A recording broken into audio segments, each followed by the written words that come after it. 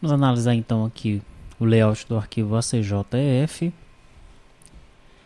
É o arquivo de controle da jornada para efeitos fiscais, né? Um arquivo também exigido por lei. Tá? Se o fiscal chegar na empresa e exigir esse arquivo aí, o sistema ele deve gerar, né, prontamente o arquivo. Esse arquivo é composto pelos seguintes registros. O registro 1 é o cabeçalho, né, parecido com os cabeçalhos anteriores. Tá? Vou ter o tipo do registro, o identificador, CPF ou CNPJ, CI, razão social, data inicial dos registros, data final, data da geração do arquivo e o horário da geração do arquivo. No registro 2 eu tenho os horários contratuais. Então, o número sequencial do registro, o tipo do registro. Daí eu vou ter o código do horário no formato NNNN. Vou ter a entrada no formato hora-minuto, a saída no formato hora-minuto, o início do intervalo, formato hora-minuto, e o fim do intervalo no formato hora-minuto. E aqui eu tenho algumas observações para esse registro número 2. Nesses registros estão listados todos os horários contratuais praticados pelos empregados. Cada horário será único e identificado por um código numérico iniciado por 0001. Os campos 4 e 5 indicam respectivamente o início e o fim da jornada. Aqui, ó, início e fim da jornada, né? Numa jornada padrão, seria 8:00, 8 horas, e aqui 18:00, 18 horas. Os campos 6 e 7 contêm respectivamente o início e o final do intervalo para repouso. Aqui, ó. Então o início seria aqui, por exemplo, 12:00 e o final seria 14:00, né?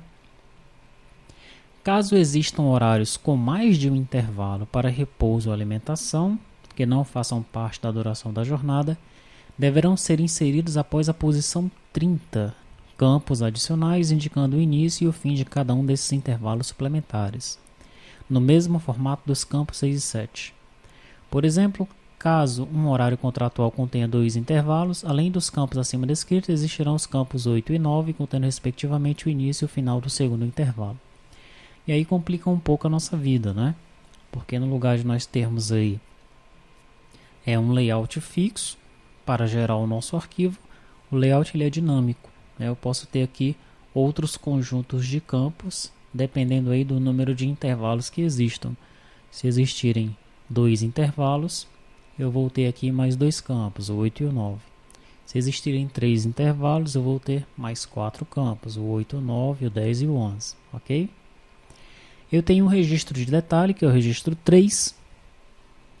Ele deve trazer o sequencial de registro, o número do registro, o número do PIS do empregado, a data do início da jornada, o primeiro horário de entrada da jornada, o código do horário, as horas diurnas não extraordinárias, as horas noturnas não extraordinárias, as horas extras, de número 1, o percentual do adicional de horas extras, onde as 3 primeiras posições indicam a parte inteira e a seguinte a fração decimal. São 4 posições, então as 3 primeiras posições indicam a parte inteira e a última posição a parte decimal.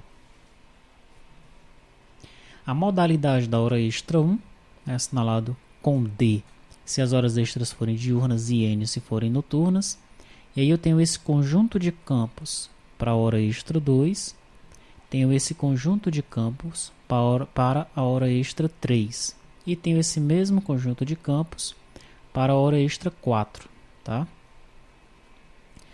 Daí eu tenho horas de faltas ou atrasos, sinal de horas para compensar, 1 se for horas a maior e 2 se for horas a menor, e tenho o saldo de horas para compensar, né, no formato hora-minuto. Vamos às observações. Cada registro se refere a uma jornada completa, tá? Então a nossa jornada, nós temos que ter um fechamento da jornada, né, como nós vimos lá no sistema de ponto, e esse fechamento da jornada aí, ele vai, até a partir dele nós vamos gerar esse ACJF, tá?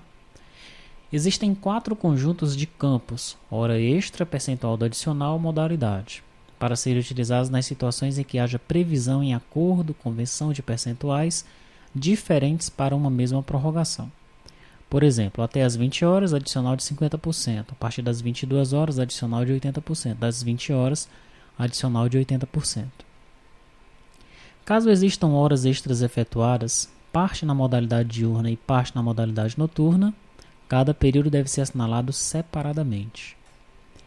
No campo 23, saldo de horas para compensar, a quantidade de horas noturnas deve ser assinalada com a redução prevista nesse artigo aqui, ó.